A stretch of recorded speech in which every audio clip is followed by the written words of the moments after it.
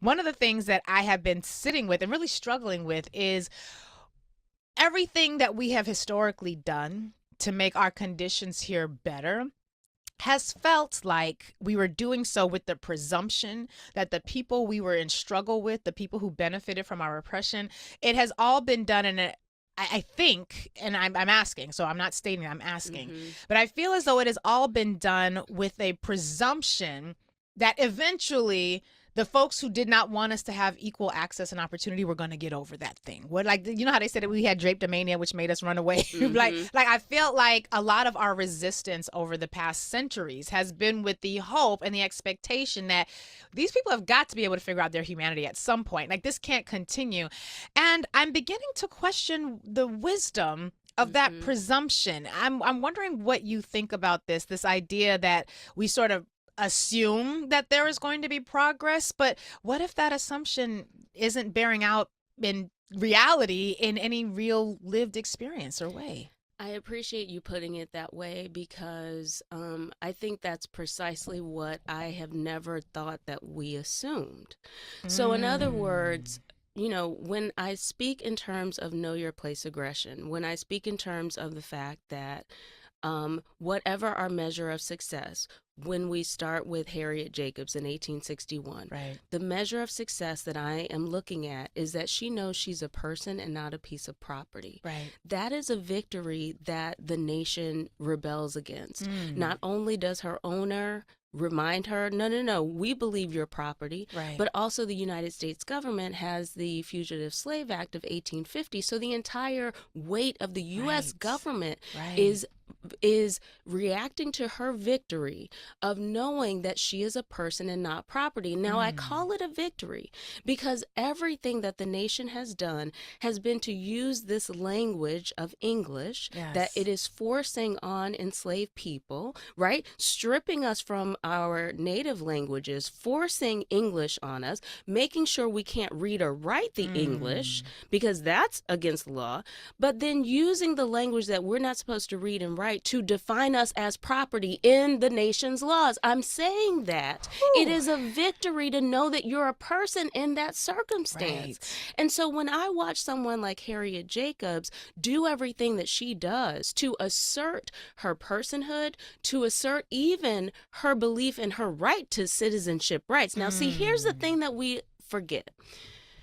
Everything that has to do with what is happening among people is a social reality. These are not God-given things, right? If it were about something God-given, then you wouldn't be able to enslave me. Come on. So we're dealing with man-made power structures. So what I believe is that enslaved people, the people that I come from, never believed that it was a foregone conclusion. And so I think that that is exactly why they continue to work from a space of knowing what they believe they deserve, from a space of arguing in whatever ways they need to in order to have the social reality match something more like a divine right. The social reality doesn't, but that doesn't mean it's not a divine right. And so I believe what's been happening is that African descended people have been operating with kind of a recourse to something beyond this social reality.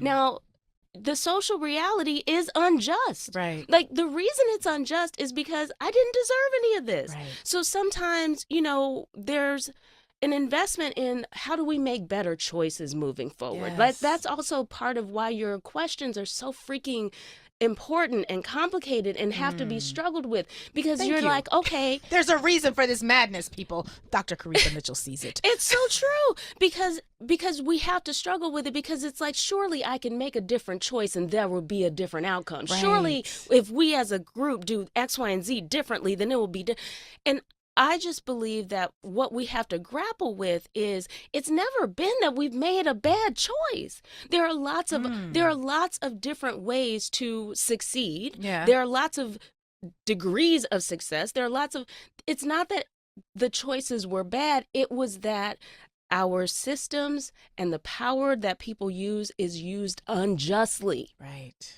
every example you can give, it wasn't that those people deserved it based on their choices. Right. So I guess the only other thing that I want to add to the equation is that part of what I believe I've been watching, I've been tracing as I think about, this phenomenon of, indecency, white villainy, that white villainy keeps being empowered by white mediocrity, right? So the people who are not so bad hold themselves to low enough standards and each other to low enough standards that they never challenge the white villainy. Like, when I watch all of that, part of what I keep seeing is that the victory of having more and more people recognize more and more people's humanity and rights that they should have, that victory is what we see being countered yet again.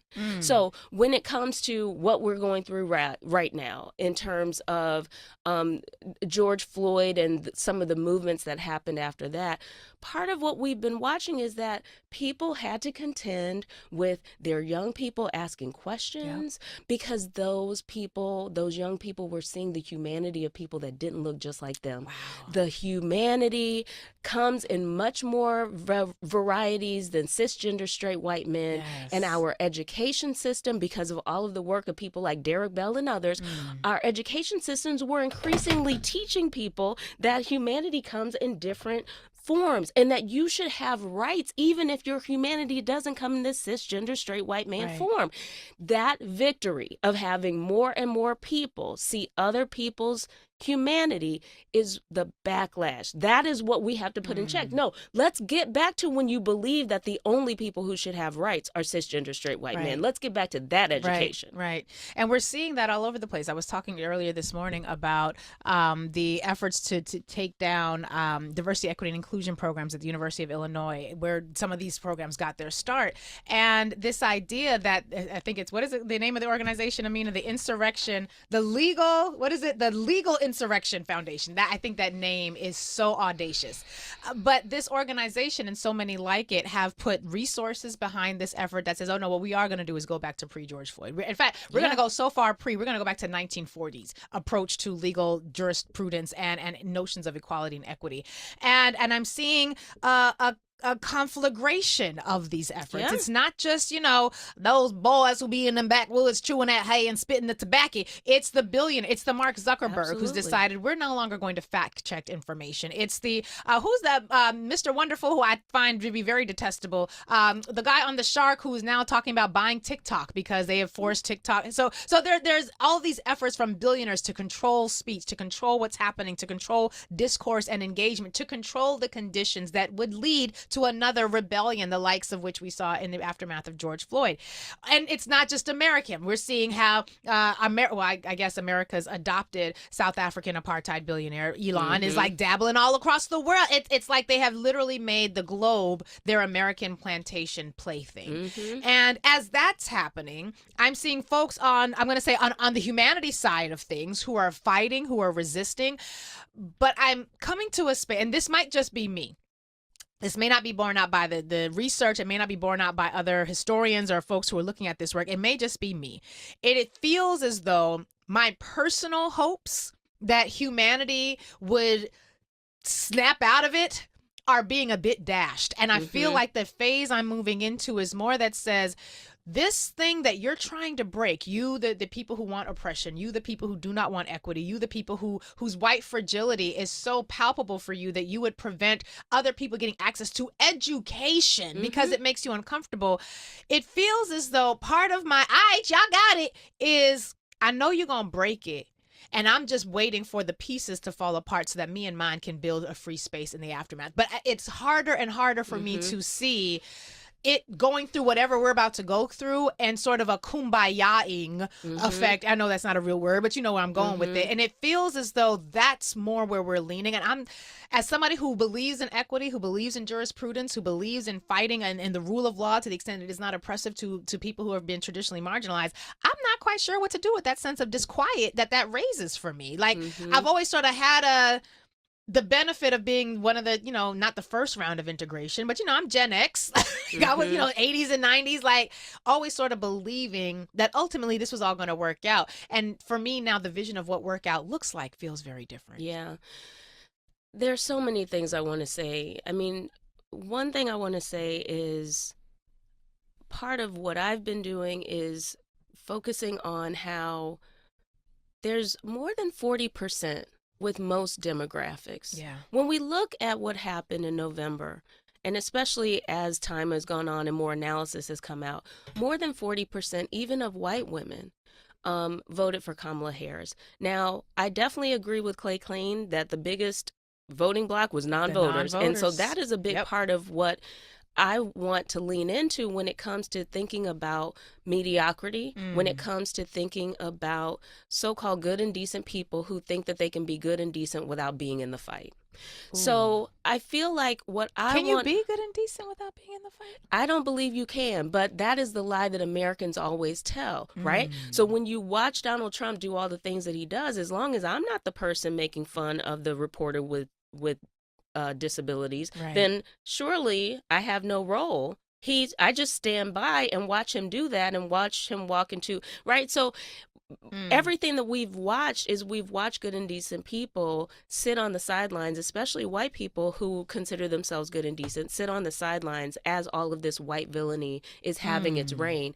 So part of what I have been leaning into is the backlash we're seeing is because of victories. And if that is the case, then that's all the more reason to lean into the victories we have. So more than 40% of every demographic, pretty much, except white men, is a victory that we need to lean into and build on. That is what I have to believe, because that is what we've never really tried. What we haven't really tried is being clear that decency is never our birthright. And therefore, we have to convince more and more people who believe they're good and decent to work in deliberate ways for the goodness and decency that they want to see. So that would mean getting more people who were on the sidelines. That would mean getting people who would want to push towards something more radical, to the point where they're pushing as if the GOP's destruction doesn't exist. So if I'm being more concrete, I want to say something like, you know, if you are insisting that Joe Biden is Genocide Joe, but you're ignoring that Trump and everyone in his camp would love to just have beachfront property in Gaza, then how do you think that you're actually pushing towards something materially better? And that material part is important because, again, we are not talking about something handed down from God. We are talking about social systems that are created by man-made power structures. And so when you're living in this man-made power structure, you cannot pretend that you can put Joe Biden and Trump on the same horizon, on the same level, and that makes any kind of social material reality sense. You can't act like the GOP and its commitment to indecency flaunting in your face is the same as Democrats who don't move as fast as you want. You can't pretend that those are the same thing, but that is exactly what we do. And I need us to recognize that we do that, especially in public conversations, including social media, because I need us to remember the algorithms are not playing with any of us, and they are making sure that we fall in line with doing a very standard narrative, a narrative that says that if somebody is working toward goodness and decency, the standard we have for them is so high that they can never be good enough. Meanwhile, we have no critique really of this beachfront property declaration, signing missiles and stuff. Like, we have no critique of that. So it's as if it doesn't exist. It's as if it doesn't exist. And those people are acting like we are not in a material reality. And I need us to snap out of that, because that's what makes you wrestle with the questions you're wrestling with, is that if I've got to really deal in this material reality, how can I make some progress?